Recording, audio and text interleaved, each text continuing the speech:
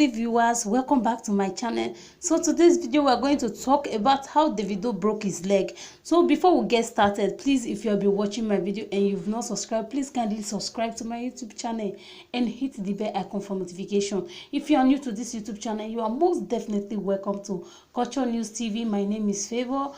Here you can find all the celebrity gist, everything happening around us in Europe and in Africa. So please subscribe and hit the bell icon for notification so you won't miss out of any of my future videos. So my people, Davido don't break leg. There's, according to a lawyer wey they call Bobo F Ajudua, he share am for Instagram say Davido break his leg during when they happy say you know how celebrities dem say they do when they happy say the assurance single wey he sing say he hit he hit well, so they come dey happy during the process wey he come dey jump na he dislocate his leg. So you know sometimes when you mistakenly dislocate any of your joint, you know how it dey pain, so you need to go to hospital. So you can't go hospital now. For there they can't give am crutches wey you take dey waka for now. How they use crutches. So he cause an accident, now he take get the injury.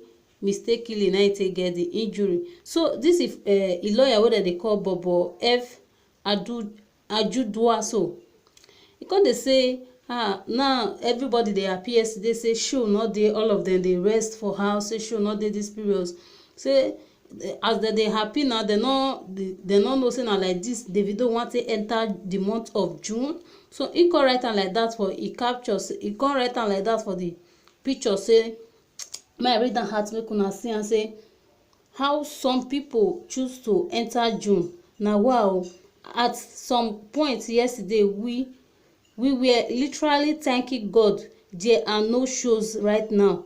Get well soon bro at #Davido official. So e come dey say they come dey be dey happy yesterday say okay, no, nothing happen, no show not dey right now, oh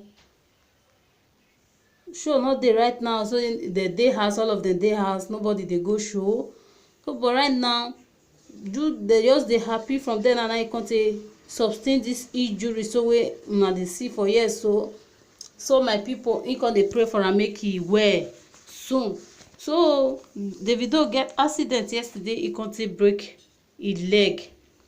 Alright guys, he get accident yesterday, now he break his leg. So my people, now right about now he dey wear hospital shoes, like that hospital shoe where they wear those people who say they injure, they get all those that kind foam shoe wey be say all those disabled, most times na disabled they wear am.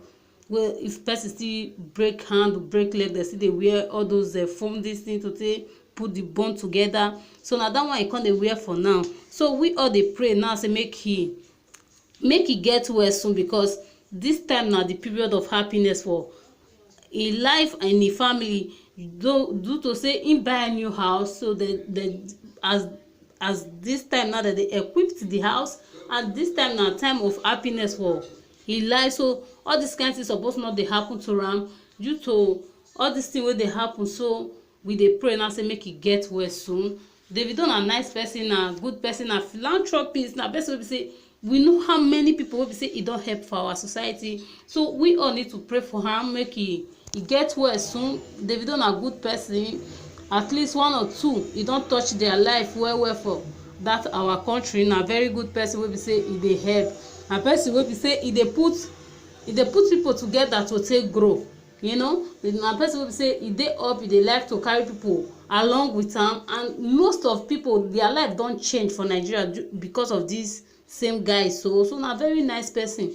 So our time now na to pray for am make he get well soon, make he still enjoy a new house wey he buy.